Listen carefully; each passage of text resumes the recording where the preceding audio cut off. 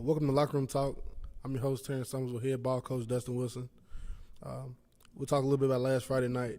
Last Friday night, the Jackets had their biggest test thus far versus Henry County in the Nest.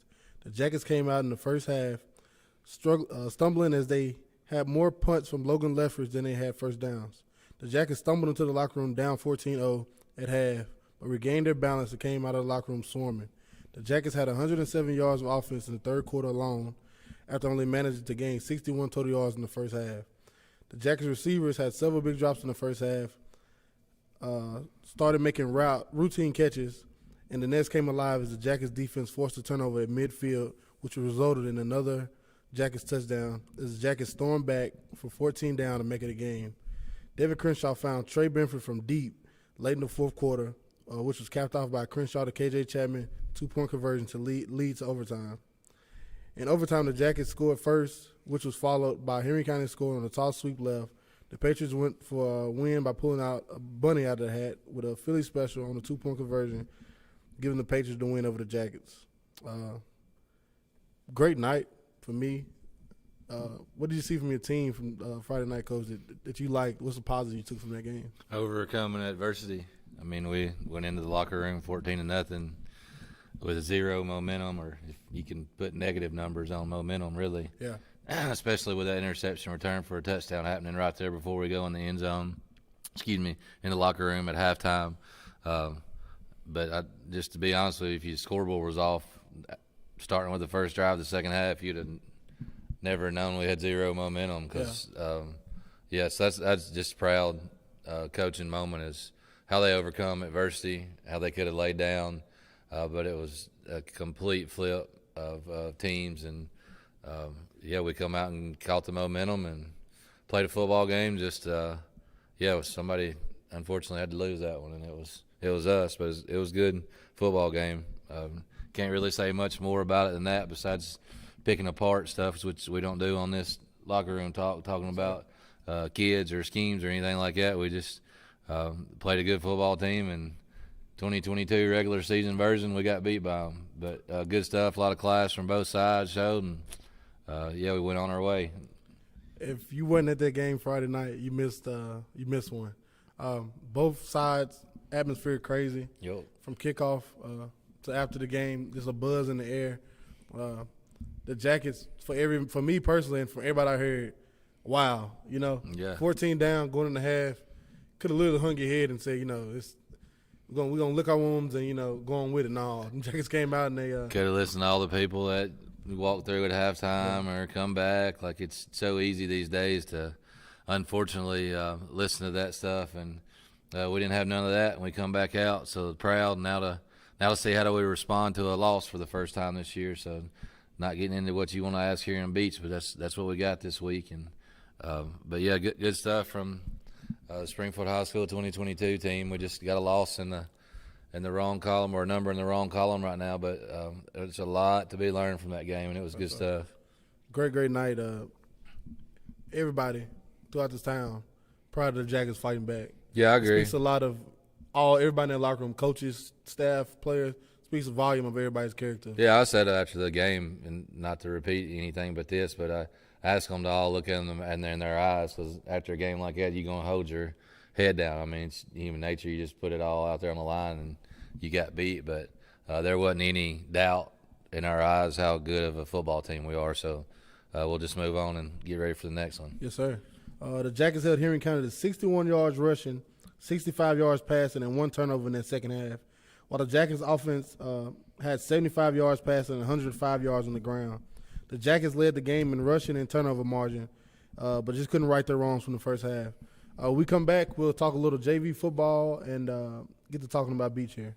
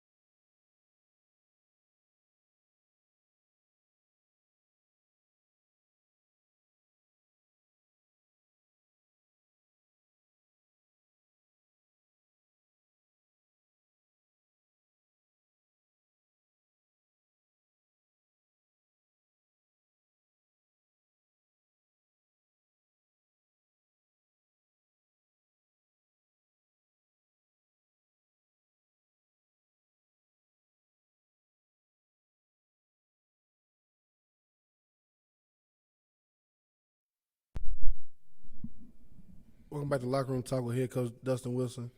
Speaking a little JV football, as we do every week, the Jackets won 40-8 home on Monday. Who did they play again? Was it Montgomery Central? Montgomery Central. Yep. Like we always say, they're learning, and these winning margins are getting a little wide, coach. Yeah, a little bit of different offense. That's what you tell the kids, because we usually play the same team after the following week, but Henry being so far off, we got Montgomery Central on schedule. So it took a little while, offensively to see what they were running, but just another physical. In JV, it's a little bit more plain, if you will, more simple, but they did a good job of adjusting to what was put in front of them. And there's a couple of turnovers.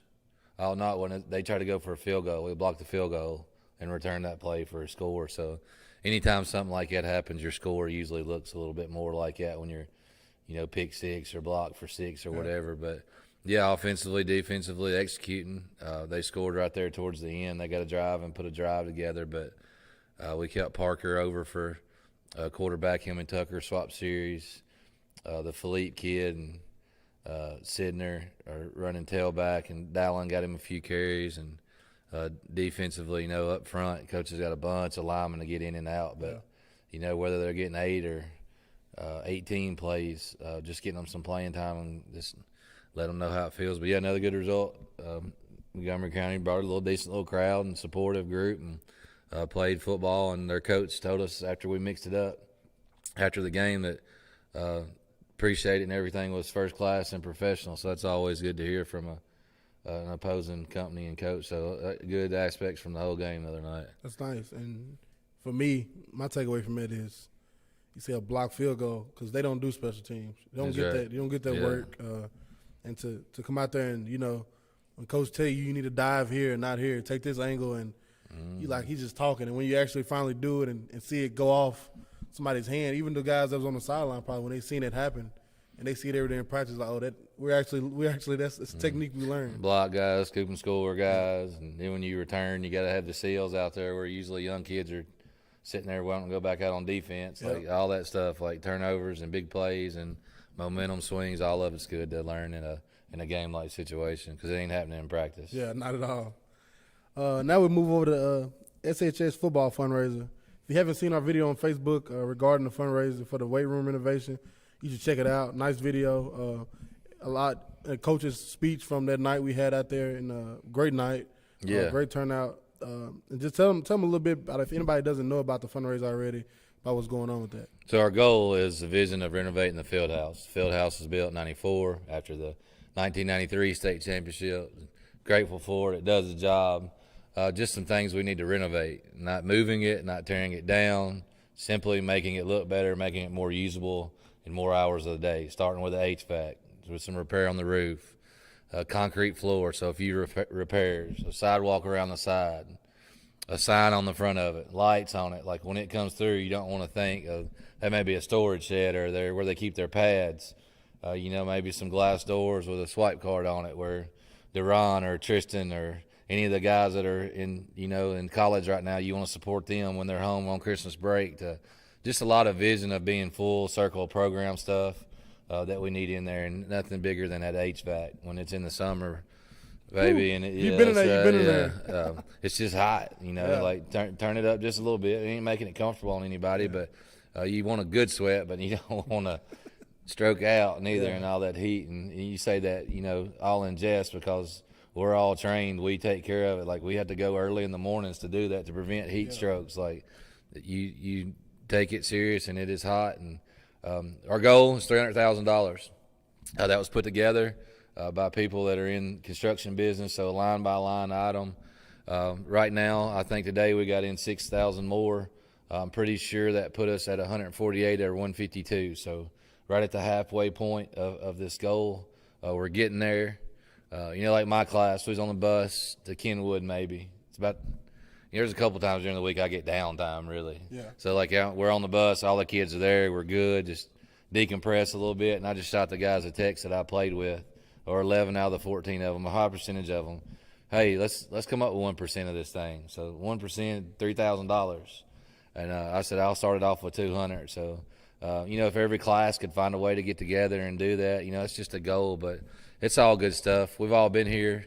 It don't matter how bad or how good we are. You want your team to win, and I just want everybody to show up. Maybe this time it is a little bit financially and help us out. So, we're renovating the field house. If you're interested in helping, we got a program put together. You can shoot me an email or contact me. I'll get with the ladies that's helping me, and we'll send it right to you.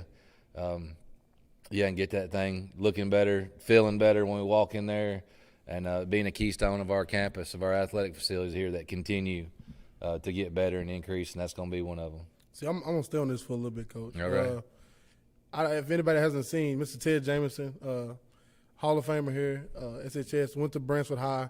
He made a post on Facebook. I don't know if you've seen it or not. I did. My wife showed me. Very detailed post about, he went out to himself and he's like, he came to the fundraiser and seen how things, what the vision was and how we need to implement it. And he went out and, went to his classmates and said, hey, I'm challenging you guys to match what I'm doing, That's right. We all, those guys, in the latter ages, they know each other. They know each other's income kind of, That's right. And, hey, you can do it. You can match me at least, I think if every class can at least, it can be, $50, $60, $100.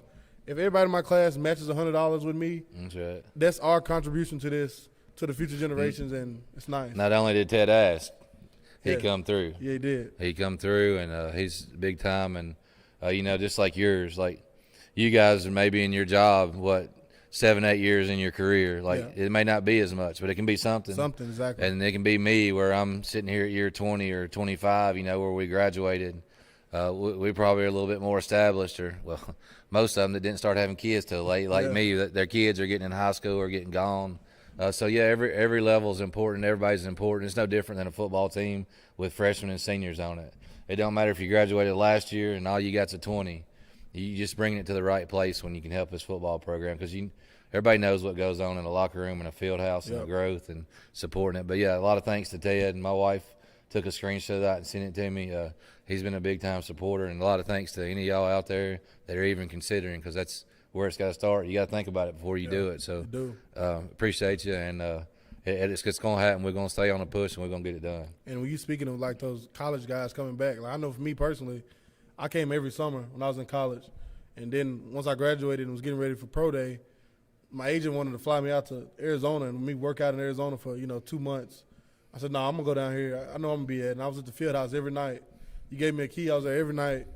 And when I went to pro day, I showed out, and it happened because what happened down there. As long as you playing ball and still chasing the dream, you're going to have a key to it. That's what I tell Duran and them. And y'all always knew that your company or who you was with or what the expectations were. It's what it's there for. It's to support football.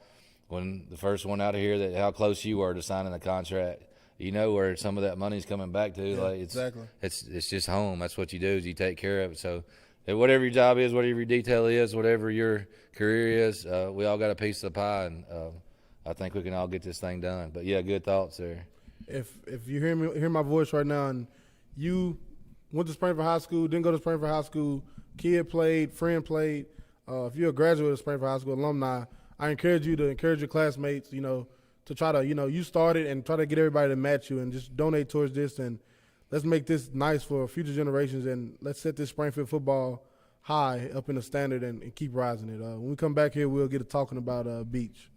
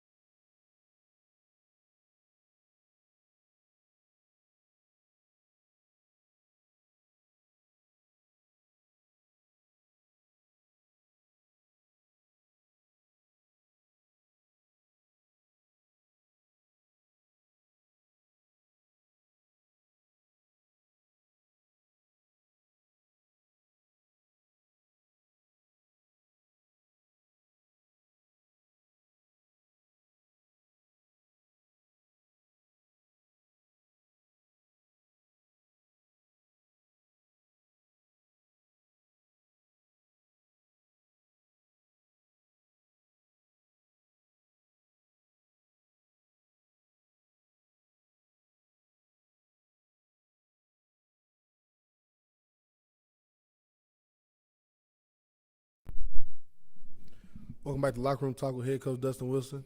The Beach Buccaneers, Region 5, 6A, record of 5-1, 3-0 at home. Heavy run team. They can mix it up, but when all else fails, they go back to what they know, which is pounding the rock. Last season, the Jackets led at half, and then Beach came out and played physical football and kind of pulled away. Great test for the Jackets before bye week, and a big reason matchup after bye week against Portland. But for right now, sights set on the Beach Buccaneers. And what are you looking for you guys going into this non-regional matchup, Coach? Response, obviously, from this week. It's kind of got a little playoff feel to it. Yeah, it does. You stack two teams back-to-back like that, so good to learn lessons from a great, wise, red-headed man text me after the game the other night. Better now than later. So he was obviously talking about that game. He just expects me to know what he's talking about when he texts me, and I knew what he was talking about. So getting these tests in the regular season is good. They'll be physical. They're not near as big from the eye test, but you won't know much difference stylistically from Henry to Beach. So it's good playoff football when we can still learn and get ready for the playoffs. They're run heavy. They got some skill, though. Yeah. Quarterbacks one of their skill guys will end up being a punter or a wildcat, and obviously your defense is always sound. Good special teams. There's usually a kicker in Hendersonville, so you know they're gonna have a good kicker. Good football game expected Friday night, and get to play on some turf, get that under us as well. Stadium's usually good. I believe Sumner County's on fall break, so it may not be as many people. But they're a 5-1 football team, or 6-1. They lost their first game, whatever it is. 5-1. Lost first game. They ain't lost in a month or two. Yeah. They lost to Farragut early. So good football game, good 6A local test, and it's good to have them on schedule. They're always going to play good ball. They are, and for me, always run heavy team, but always athletic. You know, that's right. Their linemen not going to be, you're not going to find no 320-pound linemen up there for them. They're all going to be able to move and be able to power you down the field. For me, I think, like you said, the same style as Henry County, same kind of teams, but more athletic on the receiver ends and the quarterback ends. Bigger school, usually that's what it means. Not talking about neither one of them, but usually bigger school, more kids usually means more athletic, or opportunity to find more athletic kids anyway, because there's more of them there. Like you said, I think it'd be a playoff atmosphere, regardless if it's fall break for whoever. Feels like playoffs. Yeah. Like, you just got done with a good team. Here comes that's lessons to learn for kids, how it don't ever stop. It's playoffs, they coming. And I like that. It's a great test back-to-back like this. And heading up there, the Jackets with the one loss, them with the one loss. You know, theirs coming early, ours coming most recent. This is going to be a heavyweight matchup that everybody's still going to be looking towards, even if it's not a region game, even if it's 5A and 6A. Everybody will have their eyes on this one. And a lot of people, I know, for me, I'm a football guy, so my bye week, I usually try to go around and see somebody else. People are going to probably be tuning into this one and coming to watch this game. It's going to be a good ball game between two great programs. Yeah, if you're watching Middle Tennessee, I mean, past few years we've both been all right trajectory, upward trajectory. Yep. It's not like we've had a down year in a little while, but that ought to be one that some randoms might stop by that's on the fall break. Like you said, your team ain't got a game, you go and watch them, because we'll be in that same mode next Friday night when we're on fall break. And speaking of fall break, one question I had here. Like, what are the plans for bye week for the guys? Like, what does that usually look like? Well, right now, without a game, we obviously got to stay in shape. Coach Butcher ain't going to give them a day off in the weight room. No. So we're going to get our 3 days in the weight room. We'll come in and get our conditioning in. Maybe we'll get an extra day on Portland just from some old film or from last year, because their coaching staff's still the same. So you're going to see a little bit of the same. But, not nothing – crazy when you talk contact or anything going like that, but staying in sync, coming in, lifting, practicing, going to sleep hopefully, and waking up, and just staying in sync, because football, man, it's what are we about here in October? Well, we are in October now, so way back when it was July 11th when we was reporting for the first time to kick off our smart cards, and now we're in 1st of October, hoping our season's about halfway over, if we do things the right way. So we got to stay in a routine. That's what it's all about. So hopefully fall break will give us 2-3 days on each end. We'll give them Monday and Friday off, but we're going to try to stay in a routine as much as possible. We just said it about smart cards. I had a little flashback, Coach. I feel like it was just the other day. It honestly do. Every year. It was hot. Man. It was hot, no rain in sight. getting ready, getting ready to go down to the field, and now you blinking. First day, look and see who's coming back after dead period, Yeah. and who you can tell ain't run or who's in shape, and putting smart cards in front of everybody, and junior camp that week. Yeah, it's seems like yesterday. Speaking of the bye week, it's a different type of question. I'm not gonna ask you a question about beach this week. What's your favorite bye week memory? Because I know it's a week to relax, but it's kind of when you're in a high school. That's a week you kind of bond with your teammates because you're out of school. You can go play the video game at the house, but you still have to go to practice. And guys come to practice a little different on bye week because they know they don't have to do nothing Friday, And That's right. it's kind of like, so what's your favorite bye week? I don't know that I have a bye week memory. I guess as a coach, you sit around and think of what can we do. Yeah. But what I like about bye weeks, I guess, and talking about memories is, I know when you come in on fall break, it feels like you're back in college. Like you got to get up and you got to go to practice or training room or lift, but you still ain't far enough away from school where you remember you're a student. Like it's, getting up, going in the morning and coming home, and then maybe a little meeting after. That just gives that. It always makes me think back to college, which you're getting a little touch of that now. You can't do nothing but reminisce anymore. Like it's just fun to be a part of that week and coming in and not necessarily having to worry about going to class for a week. It's just ball and I don't know. It just feels good. We've been playing spades or trying to teach them how to play spades really in there in the locker room. So we might play some spades over the fall break, but it'll be after practice and it'll be after lifts. So we got our priorities right here. We're gonna keep them in line, but we will try to connect a little bit, and it's just a good opportunity to let them know we're normal. It ain't always about a game or trying to win a game or let's eat a pizza. Or I'm sure Daddy'd come up here and cook. We always doing something. So good bye weeks are good. See, that's the thing I was speaking on. But like, you still have football, but you get those bonding moments with the coach where you can see like, oh man, I didn't know coach when I do this. I didn't know the coach because it's usually football. You doing all right in school? And what we doing tomorrow in football? Yeah, what we doing tomorrow in football. But to have that, that bonding time right here in this perfect time when you have bye week and then you have 2 big region games back to back and then it's playoff time. Yeah. So to have it at that moment, it's just great. And I remember when our bye week we used to play Monopoly all the time, and so you look up and you're there all day. That's the thing. Keeping the kids around, and that's another thing. Back to the weight room situation where you had that down there, like something to bond. It's what it's about. Yeah, I like it. Well, I might ask some of the kids some of that, but it's something too where you let them loose. Yeah, like you will always encourage them. Hey, y'all go hang out or go eat together, whatever it is. I'm sure Larry's will get some good. Probably about 10:45, 11 o'clock will be a good crew in Larry's. They know where they go, they get taken care of, so they'll be hanging out and let's beach first, but fall break next. It's that time of the year where it feels good outside. It's fall football. Yep.